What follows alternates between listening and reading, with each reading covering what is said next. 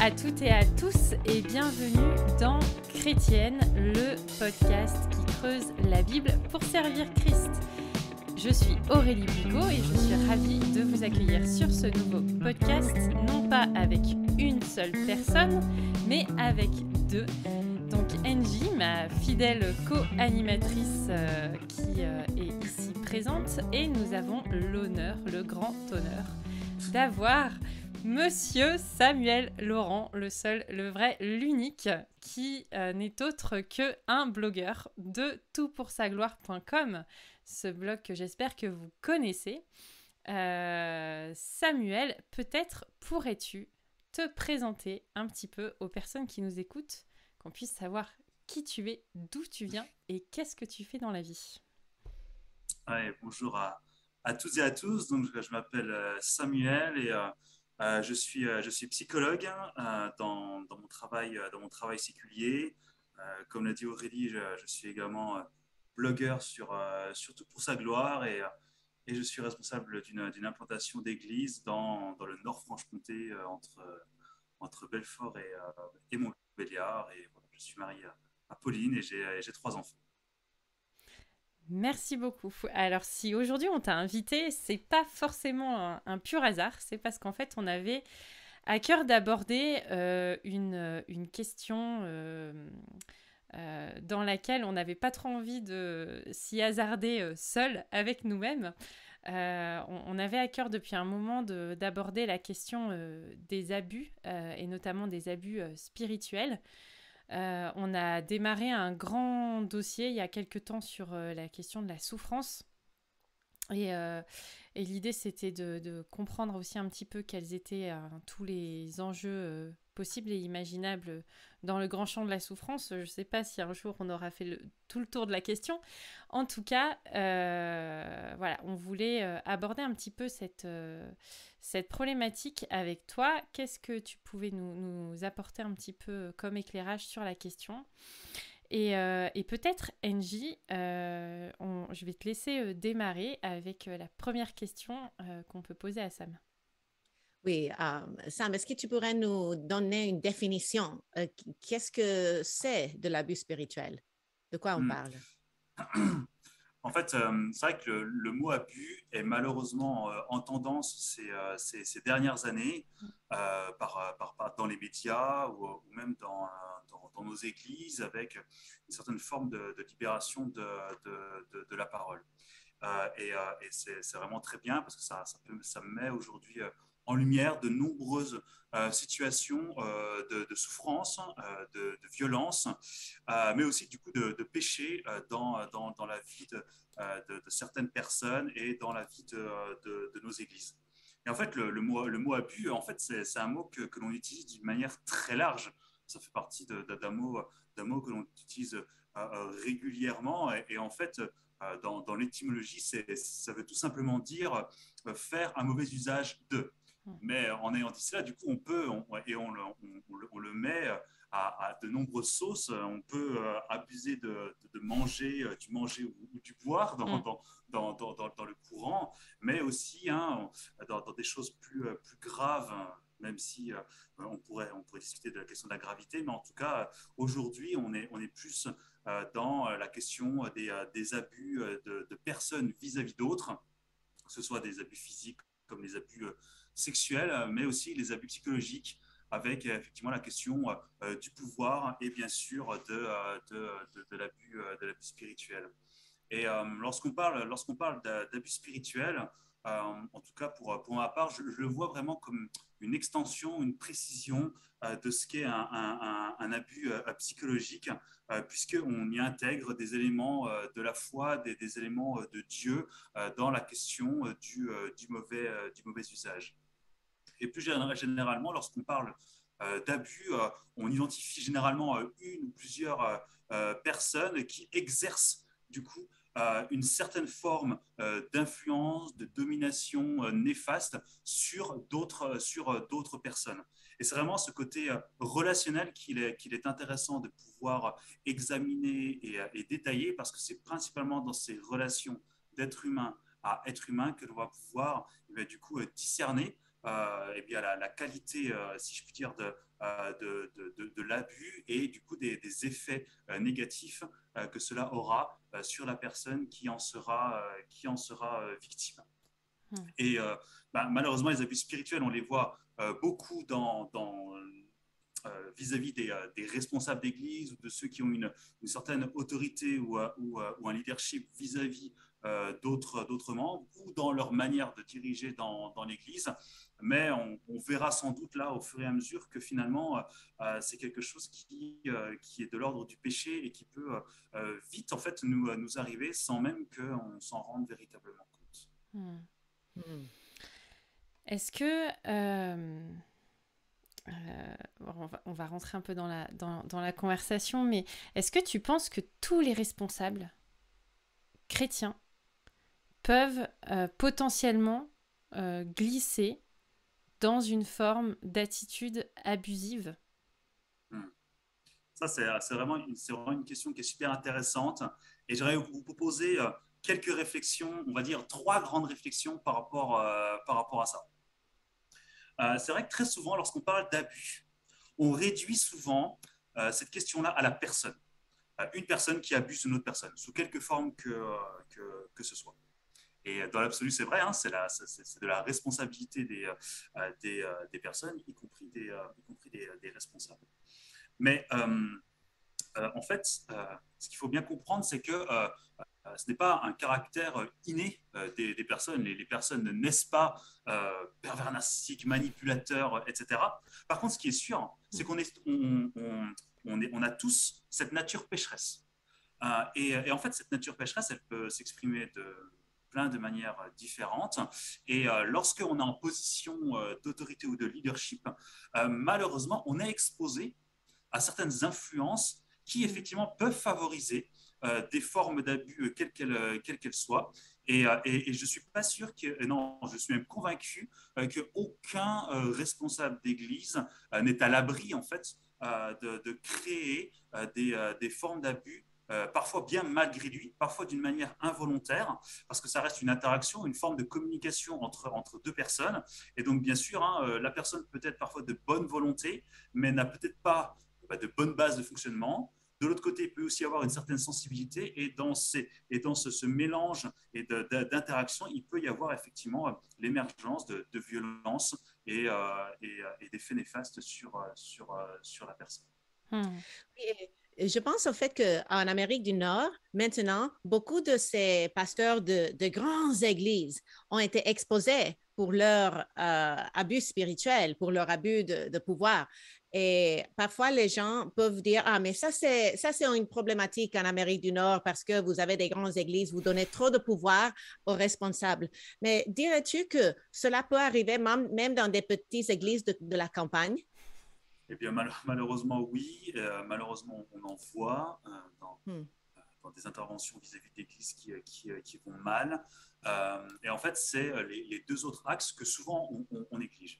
Le premier axe, c'est la question culturelle et sociétale. Mais quand je dis culturelle et sociétale, bien sûr, il y a, comme tu dis, hein, la culture d'Amérique du Nord qui est peut-être différente de la culture française ou européenne, mais c'est aussi en fait, quand on parle de culture, en fait, c'est quelle représentation on a du leadership, quelle représentation on a de l'autorité, quelle représentation on a de celui qui est responsable de.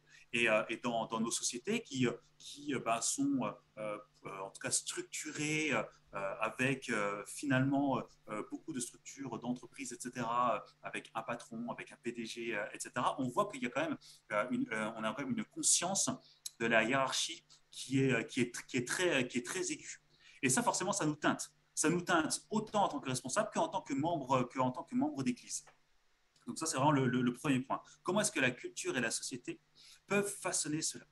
Même quand vous écoutez le discours ambiant de notre société, dans le fait qu'il faut être le meilleur, il faut être entreprenant, il faut s'affirmer, il faut s'assumer, il faut s'aimer, etc. Okay, et bien ça, en fait, même si on est chrétien, on l'entend. Okay, et puis on est dans le monde, donc on voit aussi les gens comment ils se comportent, on voit comment les entreprises se structurent, dans quel monde on évolue, et forcément ça nous influence. Ça nous influence et ça nous renvoie aussi physiologiquement à des choses. Lorsque on est reconnu pour nos compétences, on peut dire on est flatté, on ressent une certaine forme de plaisir, mais c'est aussi une réaction physiologique du corps. Hein, ce sont des neurotransmetteurs qui se mettent en route pour nous récompenser par rapport au regard que les gens peuvent porter pour nous. Et donc, comme toute récompense, à un moment donné, on peut en être accro. Hein. On peut le rechercher. On a encore ce corps qui n'est pas régénéré. Et du coup, on aime ces ressentis. Et parfois, dans ces recherches peuvent être excessives ou idolâtres. Et du coup, à amener tout un chacun à rechercher cela par des moyens qui sont négatifs vis-à-vis des autres personnes. Et juste le deuxième point court, parce que tu l'as déjà introduit, c'est aussi comment sont structurées les églises. Toi, tu dis, quand tu dis, Angie, que ouais, en Amérique du Nord, effectivement, il y a des grosses églises avec un pouvoir très fort sur une personne. Quand on regarde les églises de France, même si les églises sont beaucoup plus petites, en fait, le pasteur couteau suisse, en fait, il existe. Et je pense, a priori, quand j'observe les églises, que ça reste un des modèles les plus dominants dans les structurations d'églises. Et lorsqu'à un moment donné, la personne reçoit, entre guillemets, pas les pleins pouvoirs, mais parfois c'est presque le cas, et bien ça peut monter à la tête et déformer la personne. On se met d'accord, hein, ça reste des influences. La personne, elle est responsable de la manière dont elle va ensuite manifester son comportement au travers de ses influences. Et c'est intéressant en fait de voir que c'est pas juste l'individu en lui-même, mais que autant la culture, la société, donc le contexte, et également la structure dans laquelle on évolue, influencent effectivement le comportement et peuvent modifier le comportement des personnes, et notamment en responsabilité.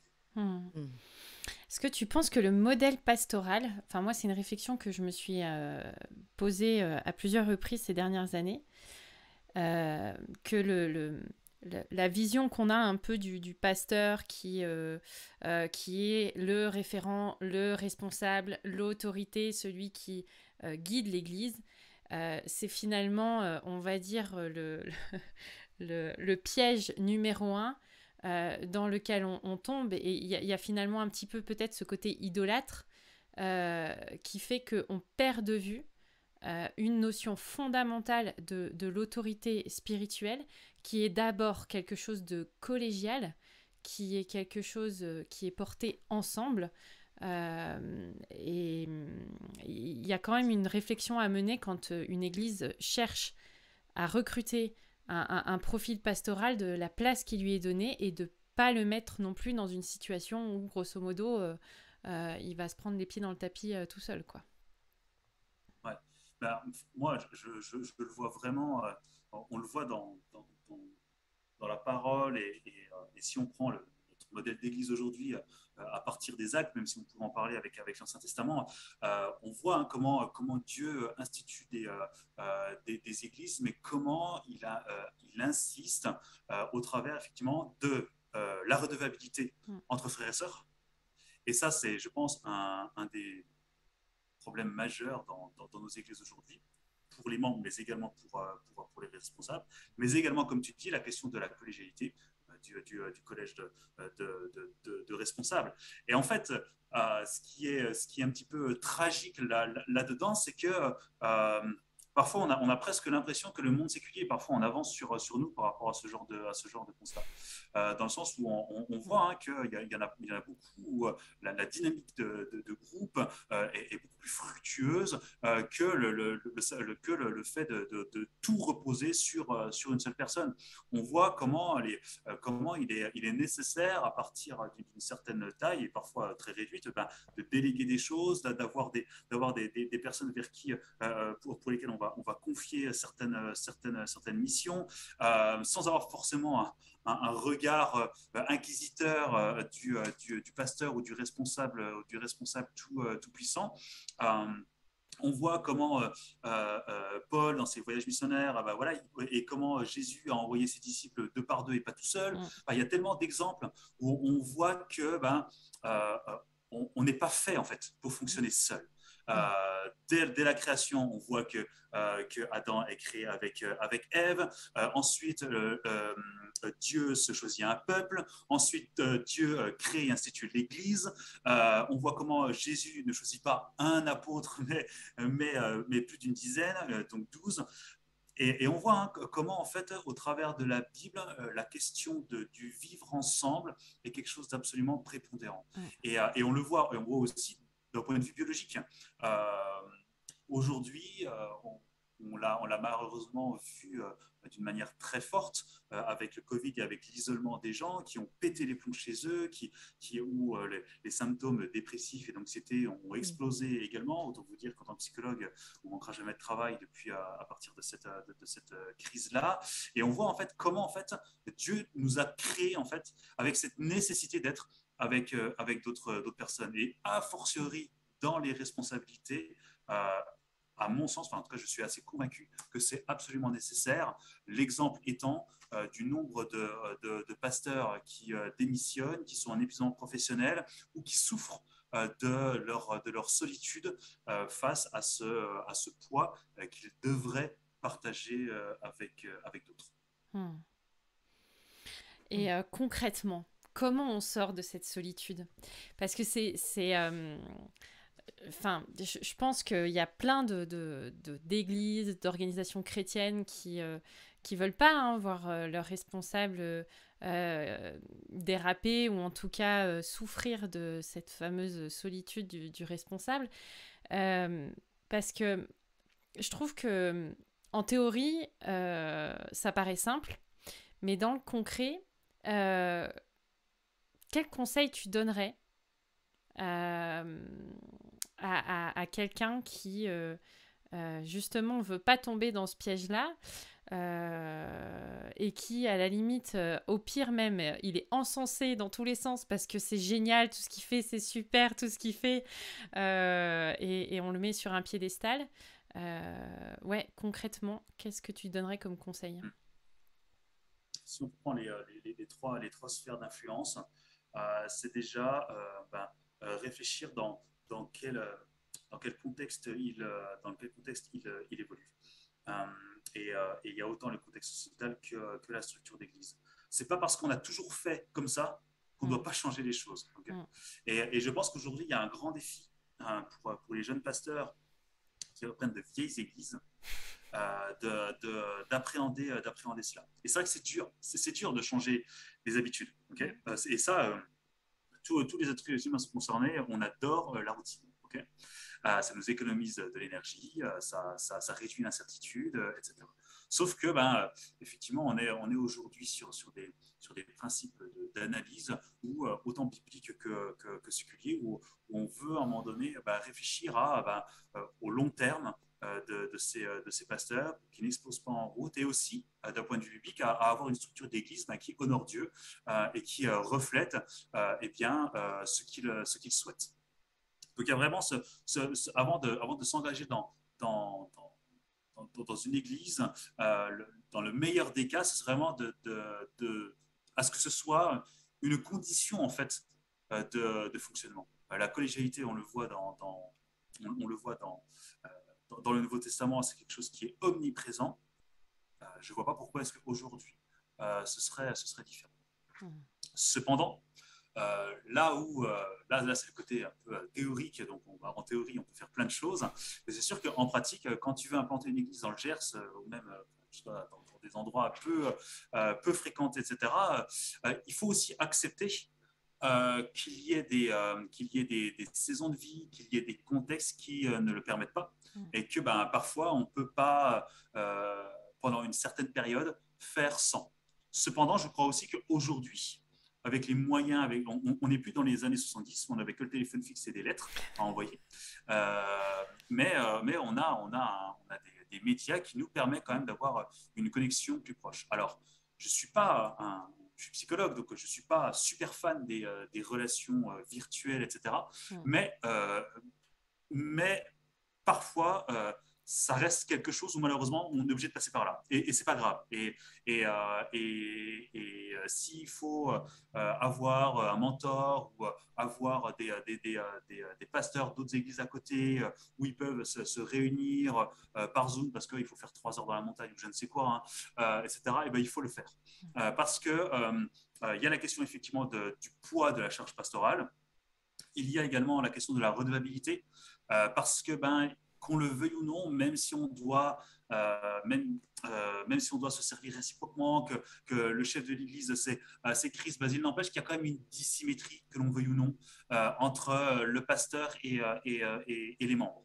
Je ne suis pas sûr que cette dissymétrie soit forcément néfaste, loin de là, hein, mais de facto, il y en a une, il faut savoir le respecter, pouvoir le prendre en compte, et donc à ce que le pasteur, lui aussi, ait un endroit où il puisse confesser ses péchés, où il puisse avoir du soutien, où il puisse avoir en fait un lieu et un temps privilégié pour que justement sa sanctification ne soit pas seulement sur ses épaules, mais soit une sanctification communautaire, même si parfois le communautaire doit passer par des médias, par médias interposés. Et en fait, le regard d'autres personnes sur notre ministère, sur un ministère même quel qu'il soit, est à mon sens indispensable. On ne peut pas naviguer, cavalier seul, sans prendre un risque immense du coup de tomber dans des principes de violence, dans des principes d'abus. Et le souci là-dedans, c'est que sans ce droit de regard, et parfois les personnes, enfin parfois et même peut-être souvent, les gens ne s'en rendent même pas compte. Parce que il faut faire ce qu'il faut faire, parce qu'il faut bien que l'Église tourne. Vous savez, c'est des phrases que l'on entend malheureusement très régulièrement. Et du coup, on est dans un certain activisme où, alors que, à mon sens, le pasteur a une certaine, comment dire, c'est un peu séculier ce que je dis, ça, mais il a une certaine obligation de moyens. Il n'empêche que le résultat ne lui appartient pas. Lui, il doit être intégré vis-à-vis de Dieu, il doit prêcher la parole de Dieu, il doit soutenir les membres, il doit assumer son rôle de pasteur, mais ce n'est pas à lui que l'on attend le résultat.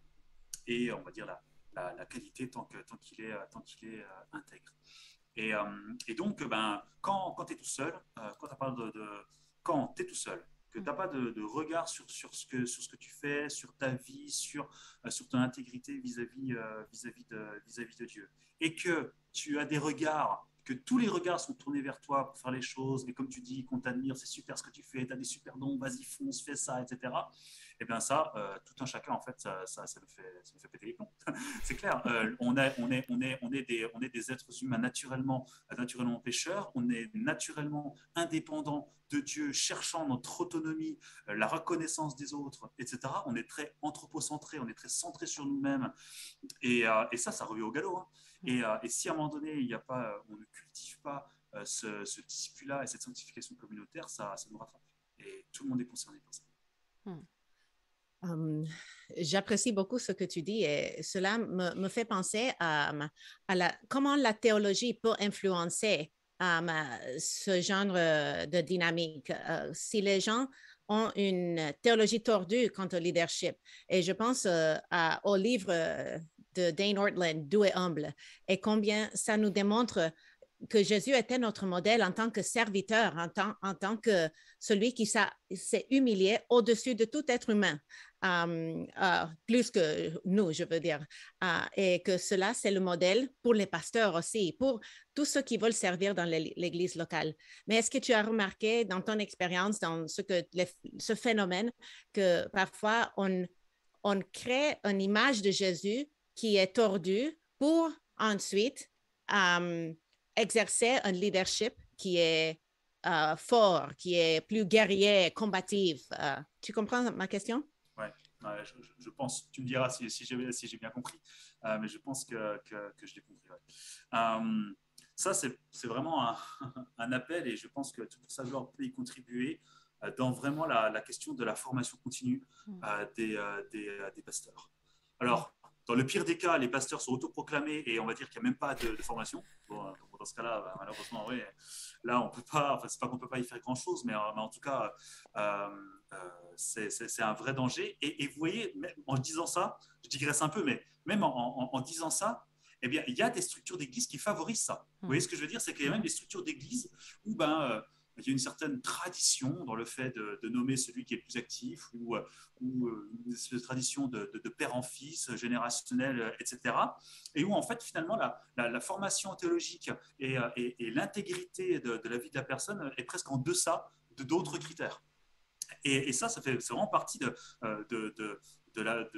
panneaux indicateurs où on se dit, waouh, avec cette structure d'église et de mise en place des responsables, eh bien, quel danger on met autant sur les membres que sur les responsables. C'est une parenthèse, hein, mais c'est vraiment intéressant de vraiment contextualiser les choses. Parfois, il y a des gens qui sont dans ce genre de milieu et où en fait, ils ne pensent pas le mal. Ils se disent, bah, ça s'est toujours fait comme ça. Ok, autant continuer comme ça. Je vais être formé sur le tard, je vais être formé là en activité, etc. Mais parfois, les gens se retrouvent tout seuls et puis ils se retrouvent isolés et sans point de repère. Mais revenons à la question de la formation. Oui, je pense qu'il y a vraiment une importance à ce que les pasteurs se forment continuellement. C'est vrai que des fois, c'est pas marrant. C'est vrai que des fois, on a autre chose à faire. On aimerait faire d'autres choses. Mais je pense que c'est vraiment une responsabilité particulière de ne pas rester sur ses acquis. Parce que ces acquis, déjà, ils peuvent ne pas être bons. Et deux, des habitudes, des acquis, on peut les déformer, on peut les altérer, on peut les oublier. On peut en oublier certains, ce qui fait qu'en gardant que d'autres, du coup, ça provoque des problématiques ou des formes de violence. Et c'est là où la question de la théologie est vraiment importante, parce qu'il y a vraiment un combat entre ce que la Bible nous dit, quelle devrait être l'attitude, le comportement, le caractère du responsable, et ce que nous dit notre corps déchu, notre ancienne nature pécheresse, notre chair, et ce que nous dit aussi la société. Lorsque tu vois le nombre de livres chrétiens qui parlent du leadership, il devrait mieux même pas mettre l'étiquette chrétienne parce que c'est juste des procédés séculiers. Et lorsqu'on comprend l'anthropologie, la conception de l'être humain sous-jacente, eh bien on voit que c'est que pour nourrir l'orgueil, que pour épanouir les gens là-dedans. Et ça provoque bien sûr de nombreux dégâts, soit des dégâts liés à des comportements qui sont inacceptables et qui sont de l'ordre du péché, ou alors de la frustration et de la tristesse parce qu'ils se rendent compte qu'ils sont en décalage par rapport à ça. Et il y a vraiment une nécessité à constamment se remémorer, se réévoquer quel est mon rôle en tant que responsable d'église, quel est mon rôle dans la position de leadership dans laquelle je suis, et qu'est-ce que la Bible dit par rapport à ça. Nous sommes sans cesse influencés par tout ce qui nous entoure, qu'on le veuille ou non. C'est comme ça, notre cerveau enregistre tout. Maintenant, la question c'est de savoir qu'est-ce que l'on veut comme influence pour nos vies. Et à un moment donné, si on arrête de se former, si on arrête de lire la Bible ou lire la Bible que pour ses prêches, etc., ça peut être un vrai danger du coup d'être déformé par d'autres influences qui, elles, par contre, comme la société, n'arrêtent pas de tourner, mais elle a constamment.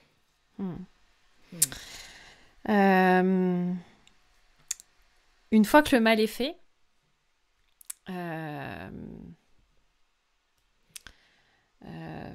ou peut-être plutôt avant, quand on prend conscience que, je sais pas, dans un collège de responsables, qu'il y a quelqu'un qui dérape là.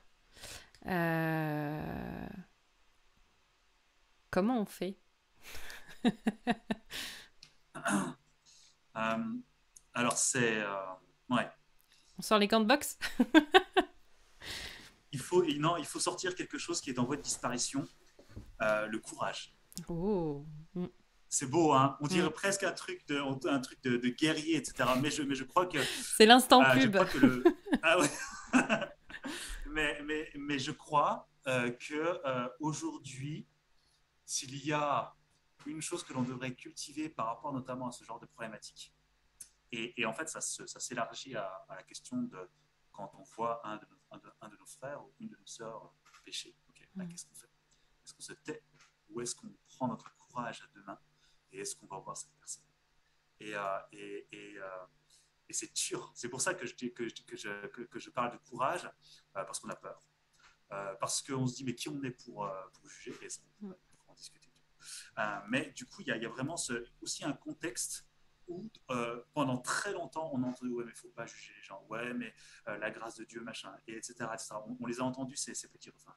Ces refrains sont parfaitement justes, d'accord? Mais en fait, ces refrains ont pris le pas sur aussi le refrain du fait de reprendre nos frères, de reprendre nos sœurs lorsqu'ils sont dans le péché.